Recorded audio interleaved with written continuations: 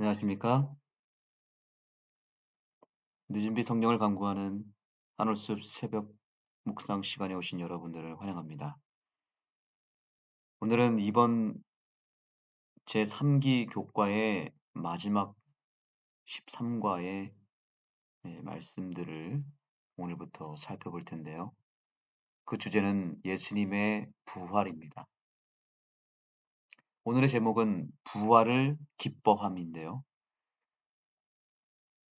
우리는 이 제목을 통해서 한 가지 결심해야 되는 중요한 신앙의 기초가 있습니다. 그것은 바로 예수님의 부활을 기뻐하는 삶을 우리가 살아야 된다는 사실입니다. 본의 아니게 우리 재림교회는 예수님의 부활을 믿지 않는 교회로 오해를 받고 있습니다. 왜냐하면 예수님께서는 일요일에 부활하신 것이 분명하죠. 그런데 카톨릭을 비롯하여 기독교의 90% 이상이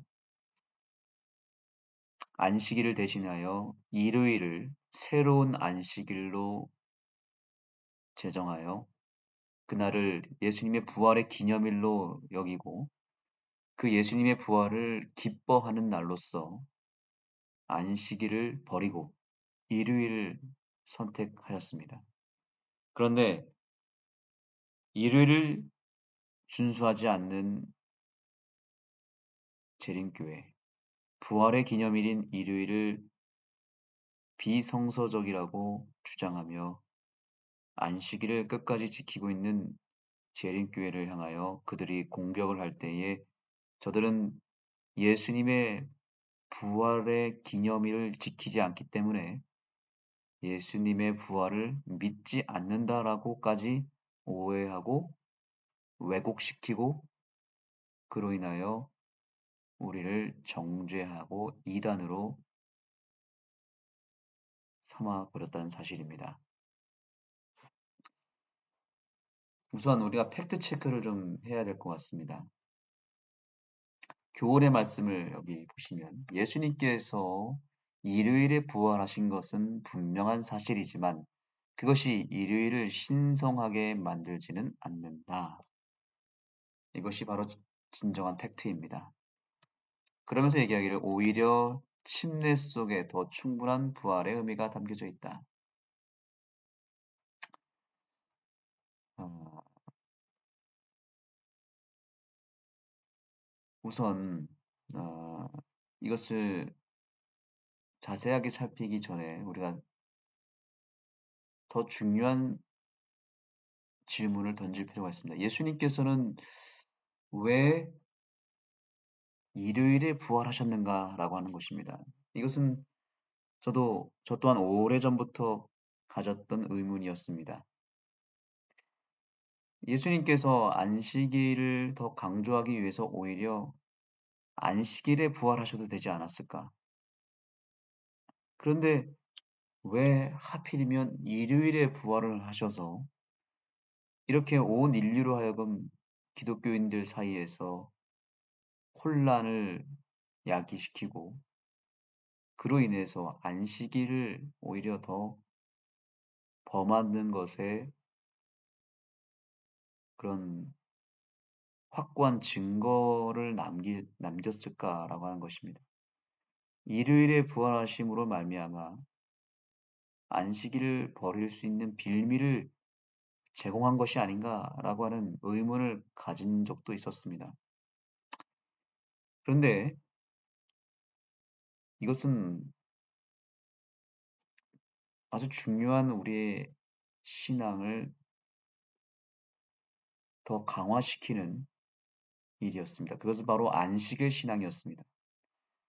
예수님께서 일요일에 부활하신 이유는 안식일 신앙을 더 강조하기 위해서, 안식일의 가치를 더 높이기 위해서 일요일에 부활하셨다는 사실을 우리는 기억해야 된다는 것이죠. 여기 본문에 말씀 가운데 이런 말씀이 있습니다. 대부분의 성경학자들은 이를 목요일 일몰부터 금요일 일몰까지로 이해한다. 그러나 예수님은 금요일 오후 늦게 돌아가셨고 해가 지기 전에 급히 장사되셨다라고 이야기합니다. 성경에도 그렇게 기록되어 있습니다. 마태복음 27장 62절에 보면 이튿날은 준비일 다음 날이라 대제사장과 바리새인들이 함께 빌라도에 모여 이르되 마가복음 15장 42절 이날은 준비일 곧 안식일 전날이므로 저물었을 때 금요일 우리가 소위 말하는 안식일 예비일을 말하는 것이죠.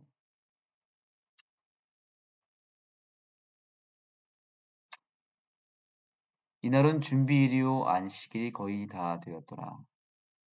요한복음 19장 14절 이날은 유월절의 준비일이요 제6시라 빌라도가 유대인들에게 이르되 보라 너희 왕이로다. 이날은 준비일이라. 유대인들은 그 안식일이 큰 날이므로 그 안식일에 시체를 십자가에 두지 아니하려 하여 빌라도에게 그들의 다리를 꺾어 시체를 치워달라 하니 이날은 유대인의 준비일이요 또 무덤이 가까운 고로 예수를 거기 두니라. 즉 예수님께서 사망하신 날짜는 또한 이것 또한 안식일이 아니었습니다. 안식일 예비일에 즉 금요일에 돌아가셨다는 사실입니다. 금요일 오후 늦게 돌아가셨다는 것이죠. 이날 이 순간에 돌아가신 이유는 두 가지 이유 때문에 그런 것입니다. 이날은 유월절이었습니다.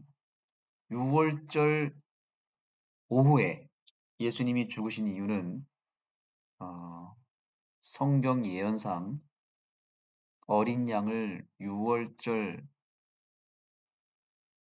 오후 3시쯤 즉 해 질 때에 어린 양이 죽임을 당했거든요.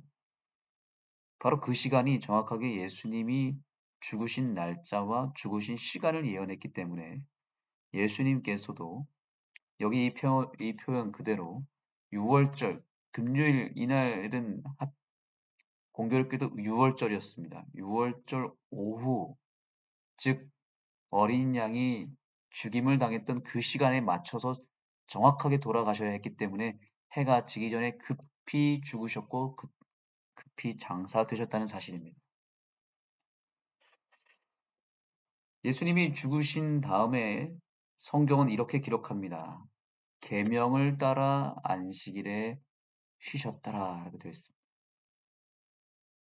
이날 예수님이 죽으신 것은 금요일에 예비일에 죽으신 것은 네 번째 계명을 지켜야 했기 때문이라고 저자는 이야기합니다. 그래서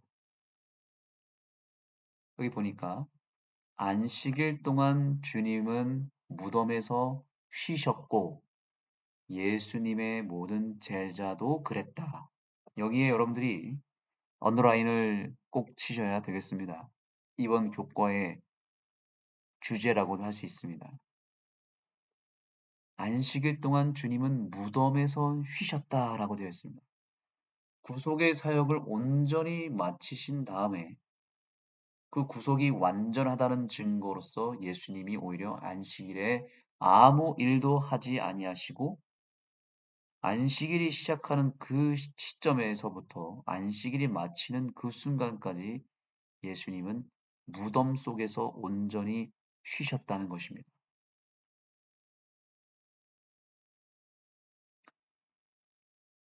이것은 예수님께서 창조하셨을 때의 창조 사역의 완성을 이루신 후에 안식하셨더라라는 말씀과 연결이 됩니다.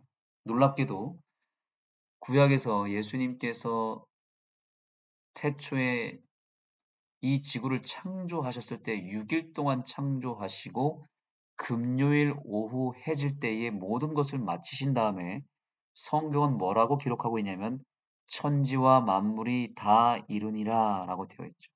이루었더라 라고 되어 있죠.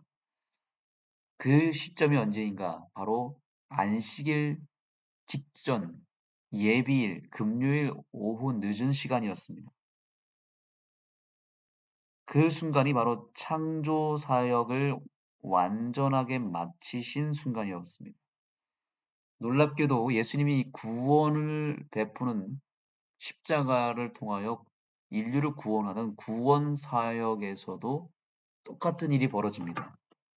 동일하게 금요일 오후 늦은 시간에 구속 사업을 완전히 마치신 예수님께서는 뭐라고 말씀하셨습니까? 십자가상에서 다 이루었다.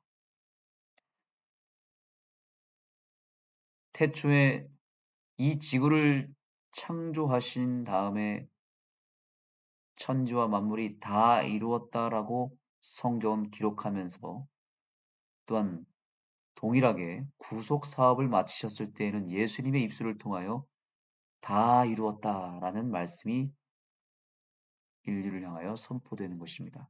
그 다 이루었다라고 하는 말씀 다음에 벌어진 역사가 바로 안식의 역사입니다. 안식일이 창조 때에 창조가 완성된 다음에 완성된 후에 안식일이 제정되었고요. 구속 사업도 예수님의 입술을 통하여 다 이루었다 하시고 숨을 거두십니다. 구속 사업이 마친 다음에 예수님이 죽으셨고 무덤에서 쉬는 안식을 이루게 된 것입니다. 예수님께서 금요일에 돌아가시고 일요일에 부활하신 이유, 놀랍게도 그것은 안식일 계명을 지키기 위해서였다는 사실입니다. 저자는 말합니다. 예수님께서 그들의 마음속에 네 번째 계명을 지켜야 할 의무를 거두셨다면 계명을 따라 안식일에 쉬었다고 한 제자들의 행동을 설명하기 어려웠을 것이다. 예수님은 안식일 준수를 위하여 모든 것을 계획하셨습니다. 그리고 그 구속 사역을 완전히 안식일 직전에 마치신 다음에 안식일의 참된 의미를 기념하셨습니다. 그로 인하여 안식일은 창조의 기념일인 동시에 예수님의 십자가를 통하여 구속의 기념일이 된 것입니다. 여인들은 토요일 밤에 향료를 샀고 일요일 아침에는 보통의 절차대로 매장을 마무리하기를 바라며 무덤으로 갔다. 물론 예수님은 거기에 계시지 않았다. 예수님께서는 안식일을 온전히 지키신 다음에 일요일에 부활하셨습니다. 그러므로 예수님의 부활은 일요일 새로운 안식일로서 일요일을 강조하기 위하여 그날에 부활한 것이 아니라 오히려 안식일, 본래의 안식일을 더 강조하기 위하여 일요일 아침에 부활하셨다는 것을 우리는 기억해야 한다는 사실입니다. 저자는 말합니다. 2세기 초가 되어서야 비로소 그리스도인들은 예수님이 일요일에 부활하셨다는 사실을 주목하기 시작했고 이것이 일요일을 신성하기에 여기는 생각의 기초가 되었다라고 말합니다. 그러니까 예수님이 부활하신 다음에 수십 년이 지난 동안에 전혀 그 사이에 일요일 준수가 벌어진 것이 아니라 그 이후, 한참 이후에 벌어졌다는 사실입니다. 그러나 중요한 것은 여기서부터가 중요합니다. 하지만 이것이 정말 신약 성경에 가르치는 것인가? 그렇지 않다는 것입니다. 신약 성경에서는 예수님의 부활을 침례 혹은 성만찬 예식으로 기념하기를 원한다고 기록하고 있습니다. 여기 골로새서 2장의 말씀을 보시겠습니다. 너희가 침례로 그리스도와 함께 장사되고 또 죽은 자들 가운데서 그를 일으키신 하나님의 역사를 믿음으로 말미암아 그 안에서 함께 일으키심을 받았느니라라고 기록하면서 예수님의 부활은 침례를 통해서 기념해야 함을 강조하고 있습니다. 여기서부터 또한 우리가 강조할 필요가 있습니다. 성경 어디에도 부활을 기념하는 일요일의 신성함을 암시하지 않는다. 부활의 기념은 침례이다. 부활의 기념은 침례이다. 이 사실을 명확하게 기억하시기 바랍니다. 안식일 교회는 일요일을 지키지 않기 때문에 예수님의 부활을 믿지 않는다는 말을 할 때마다 우리가 강조해야 될 것은 우리는 침례를 통해서 부활을 기념한다라고 얘기해야 됩니다. 그런데 공교롭게도 오늘날의 대부분의 일요일 준수자들은 안식일을 버리면서 또한 침례 예식 또한 변질시켰습니다.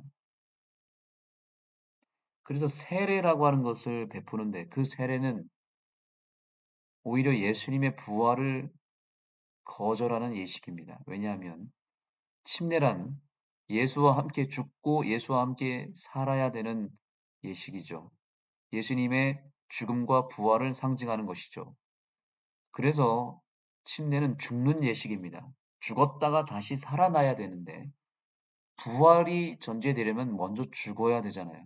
우리가 예수님 안에서 죄인이 죽고 의인으로서 구원받은 백성을 부활하는 예식이 침례인데 세례는 죽는 예식이 아닙니다. 물속에 잠김으로 우리가 숨을 쉬지 않기 때문에 죽음을 그 순간 경험하게 되는 것이고 물에서 나옴으로 부활을 경험하는 것이죠. 그런데 세례는 물속에 잠기는 것이 아니고 오히려 물을 붓는 예식입니다. 물을 붓는 동안에 숨을 그대로 쉬고 있습니다. 그렇기 때문에 세례는 죽지 않습니다. 죽지 않기 때문에 부활도 일어나지 않습니다. 그래서 부활의 기념은 확실한 기념의 예식은 침례입니다. 이 침례 신앙은 부활을 강조하는 매우 확실한 예식입니다. 이와 함께 또한 성만찬 예식도 부활을 기념하는 예식이기도 합니다. 그러므로 우리가 그의 죽으심과 합하여 침례를 받음으로 그와 함께 장사되었나니 이는 아버지의 영광으로 말미암아 그리스도를 죽은 자 가운데서 살으심과 같이 우리 또한 새 생명 가운데 행하려 함이라. 우리 안식교회가 이제 부활을 기뻐하는 교회로 거듭나야 됨을 강조하고 싶습니다. 왜냐하면 일요일을 준수하지 않는다는 이유로 예수님의 부활을 믿지 않는다는 오해를 받고 있기 때문에 그런 것입니다. 그래서 오늘의 교훈은 이것이죠. 일요일 예배에 관한 거짓 신학과 관계없이 재림교인으로서 우리는 예수님의 부활을 기뻐해야 된다는 사실입니다. 예수님은 죽음을 이기시고 승리하셨고 그분의 부활은 우리에게 주실 승리의 보증이다. 예수께서 일요일에 부활하신 것은 분명한 사실이지만 그것이 일요일을 신성하게 만들지 않는다라는 것입니다. 우리가 이 예수님의 부활을 오히려 강조하고 이 부활의 기별을 증거할 필요가 있고 부활을 기념할 필요가 있습니다. 그래서 우리는 성만찬 예식도 주기적으로 지켜야 되고요. 침례 예식을 통하여 부활도 강조해야 됩니다. 그리고 심지어 일요일 준수자들이 지키는 부활절에도 우리는 부활절을 지킬 필요는 없지만 그 시즌에 우리는 안식일 예배를 통하여 예수님의 부활을 강조하고 부활 설교를 해야 되고 부활의 메시지를 통하여 참된 기쁨을 공유하는 시간들을 가져야 되는 것입니다. 그리하여 예수님의 부활이 정말 적어도 1년에 한 번만이라도 안식일 예배를 통해서 강조되어야 되고요. 또한 그 부활을 끊임없이 우리가 증거하고 그 부활에 대한 참된 의미와 가치를 우리가 누리는 일을 해야 된다는 사실입니다. 오늘 바로 그러한 날이 되었으면 좋겠습니다. 예수님이 부활하신 그 놀라운 사건들을 생각하면서 그분의 부활이 없었다면 우리의 신앙이 더 이상 의미가 없어지게 될 뻔했는데 예수님의 부활을 통해서 우리는 확고한 확신과 또한 예수님을 향한 온전한 믿음이 생기게 되었다는 것을 기억하시기 바랍니다. 다시 한번 이 글을 읽고 마치겠습니다. 여인들은 토요일 밤에 향료를 샀고 일요일 아침에는 보통의 절차대로 매장을 마무리하기를 바라며 무덤으로 갔다. 물론 예수님은 거기 계시지 않았다. 예수님은 거기 계시지 않았다. 무덤에 계시지 않았다는 사실. 기독교 신앙은 부활의 신앙입니다. 세상 사람들이 믿는 여러 신들은 무덤이 있습니다. 석가모니도 무덤이 있고 모든 신들은 무덤을 가지고 있습니다. 그러나 예수님은 무덤이 없습니다. 예수님의 뼈 한 토막이라도 나타난다면 기독교는 거기서부터 산산조각이 납니다. 그런데 피라미드처럼 거대한 무덤이 없다 할지라도 석가모니의 무덤이 확실하게 있는 것처럼 예수님의 무덤도 확실하게 있었다면 기독교 신앙은 더 이상 의미가 없어졌을 것입니다. 그러나 예수님은 무덤에 계시지 않았습니다. 빈 무덤입니다. 예수님의 시체는 찾아볼 수가 없습니다. 그렇기 때문에 예수님의 무덤이 없는 이 증거가 오히려 기독교 신앙의 부활 사상을 확실하게 증거하는 매우 중요한 포인트가 되는 것입니다.